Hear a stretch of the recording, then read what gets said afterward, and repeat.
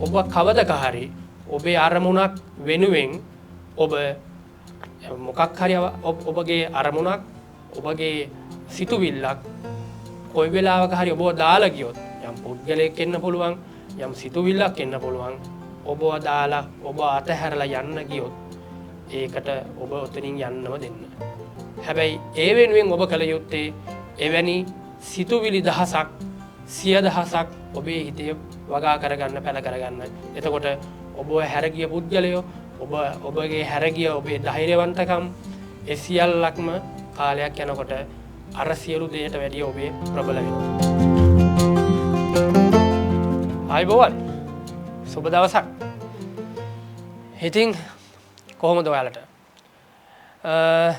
මම අද බලාපොරොත්තු වෙනවා ජීවිතේ මිනිස්සු වැඩ කරගෙන යනකොට මිනිස්සු දියුණු වෙන්න උත්සාහ කරනකොට මිනිස්සු අතින් අත්හැරෙන මග හැරෙන මිනිස්සු කාලයක් ගියාම අතාරින යම් කරුණු කීපයක් ගැන ඔබත් එක්ක කතා කරන්න.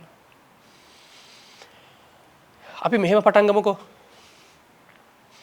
අපි ජීවිතේ විවිධ මිනිස්සු දැකලා තියෙනවා. සමහර අය ජීවිත කාලෙම තමන්ගේ අරමුණු වෙනුවෙන් වැඩ කරන දුක් මහන්සි වෙන කීයක් හරි හොයාගන්න මහන්සි වෙන මිනිස්සු අපි අනන්තවත් උදයවස දැකලා තියෙනවා. හැබැයි මිනිස්සුන්ට ජීවිතේ ලොකු හීන නැහැ. ඔවුන්ට තියෙන්නේ එදා වේලා හම්බ කරගෙන දරු මල්ලොන්ට මොන හරි දීලා මොකක් හෝ සතුටක් සැනසීමක් ගෙදරදී ලබන්න විතරයි. හැබැයි තව කොටාසයක් ඉන්නවා ඔවුන්ගේ ජීවිතය වෙනුවෙන් ආර්ථිකමය අතින් එන්න භෞතිකමය පැත්තෙන් මහ දැවැන්ත විදියට හම්බ කරගන්න ජීවිතේ ගොඩ යන්න බලාපොරොත්තු වෙන කොටසකුත් ඉන්නවා. අපි හිතමු ව්‍යවසායකයෝ කියලා. එයාලගේ එක එක අරමුණු තියෙනවා ජීවිතේ. හැබැයි මොන අරමුණු තිබ්බත් අපි දැකලා තියෙනවා 100 දෙනෙක් ගත්තොත් මේ 100 දෙනාගෙන් ඊ타ත්ම සුළු පිරිසක් තමයි ඔවුන්ගේ අරමුණ වෙනුවෙන් ඔවුන්ගේ අරමුණු ජය ගන්න එක සිද්ධ වෙන්නේ. ඒකට හේතු කීපයක් තියෙනවා. මගේ ජීවිතේ මගේ කාලෙත් එක්ක මම අත්දකපු මං අත්විඳ දේවල් අනුව මම කතා කරොත් මම ගොඩක් දකිනවා මිනිස්සුන්ගේ උත්සාහය කියන එක ගොඩක් තියෙනවා ආරම්භයේදී. ගොඩක් උත්සාහවන්ත වෙනවා. හැබැයි කාලයක් ගියාම ටික දවසක් ගියාම මේ වැඩේ හරියන්නේ මේක අසාර්ථකයි අපිටමයි මෙහෙම වෙන්නේ ඇයි යන්නේ අපිට මෙහෙම වෙන්නේ මගේ කාලේ හොඳ නැහැ මගේ කේන්දරය අවුලක්ද කියලා විවිධ බාධක ඔලුවට දාගෙන අත්හරින ස්වභාවයක් තියෙනවා. හැබැයි මම දැඩිව විශ්වාස කරන දෙයක් තමයි කවමදාක්වත් ඔබට එන විවිධ හේතු නිසා විවිධ බාධක නිසා ඔබේ උත්සාහය අත්හරින්න එපා. මම දැඩිව විශ්වාස කරන දෙයක් තමයි අපි ජීවිතේ අපි කරන්න ඕන ධෛර්යවන්තකමට වැඩිය ඔබේ අරමුණ අල්ලාගෙන සිටීම. මගේ අද මේන් පොයින්ට් එක තමයි ප්‍රධාන මාතෘකාව තමයි අල්ලාගෙන සිටීම. මොකද්ද මේ අල්ලාගෙන සිටීම කියන්නේ? සමහර මිනිස්සු තමන්ගේ අරමුණු දවසෙන් දෙකෙන් ඉටු කරගන්න අවස්ථාවල් තියෙනවා. හැබැයි ඒව ටික කාලයයි. ඒ අරමුණු ටික කාලයයි. හැබැයි මම මේ කියන්නේ දියුණු වෙන පුද්ගලයෙක් ජීවිතේ ඔවුන්ගේ අරමුණු ජය ගන්න නම් කොච්චර උත්සාහවන්ත තිබුණත් කමන්නේ. අර මම අර මුලින් කිව්වේ මිනිස්සු ටික කාලයක් යනකොට මේක අතහරිනවා. හැබැයි මම කියන්නේ එක අරමුණක් වෙනුවෙන් කාලයක් අවුරුදු 2ක් වෙන්න පුළුවන් 3ක් වෙන්න පුළුවන් අවුරුදු 5ක් වෙන්න පුළුවන් අවුරුදු 30ක් වෙන්නත් පුළුවන්. ඒ වගේ කාලයක් එක්ක මේ එක අරමුණ අල්ලාගෙන සිටීමෙන් මේ ලෝකෙ දියුණු වෙච්ච මිනිස්සු තම අරමුණු වෙනුවෙන් සමහරට ලෝකේ තියෙන ඉහළම තනතුරු ළඟා කරගත්තු මිනිස්සු මේ ලෝකේ ඕන තරම් ඉන්නවා. ඒකට ඕන තරම් අපිට සාක්ෂි දෙන්න පුළුවන්. ඒක නිසා මම ඔබට දෙන්න පණිවිඩය තමයි ඔබ කවදක හරි ඔබේ අරමුණක් වෙනුවෙන් ඔබ මොකක් හරි ඔබගේ අරමුණක් ඔබගේ සිතුවිල්ලක් කොයි වෙලාවක හරි ඔබව දාලා ගියොත් යම් පුද්ගලයෙක් එන්න පුළුවන් යම් සිතුවිල්ලක් එන්න පුළුවන් ඔබව දාලා ඔබ අතහැරලා යන්න ගියොත් ඒකට ඔබ ඔතනින් යන්නම දෙන්න. හැබැයි ඒ වෙනුවෙන් ඔබ කළ යුත්තේ එවැනි සිතුවිලි දහසක් සිය දහසක් ඔබේ හිතේ වගා කරගන්න පැල කරගන්න. එතකොට ඔබ හැරගිය පුද්ගලයෝ ඔබගේ හැරගිය ඔබේ ධෛර්යවන්තකම් ඒ සියල්ලක්ම කාලයක් යනකොට අර සියලු දේට වැඩිය ඔබේ ප්‍රබල වෙනවා.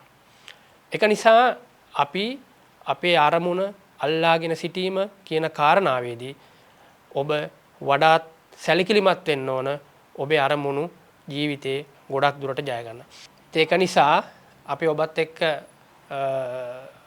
බෙදා ගන්න යන්නේ ජීවිතේ ඔබ බලාපොරොත්තු වෙච්ච යම් අරමුණක් තියෙනවා නම් යම් බලාපොරොත්තුවක් තියෙනවා නම් මම නැවතත් කියන්නේ ඔබ ඒක කොයි වෙලාවකවත් අත්හරින්න එපා. ඒ වෙනුවෙන් ඔබේ දැනුම, ඔබේ කුසලතාවය, ඔබේ හැකියාව, ඔබේ අධ්‍යාපනය, ඔබේ තියෙන ධෛර්යවන්තකම මේ වෙනුවෙන් ඔබ යොදා ගන්න.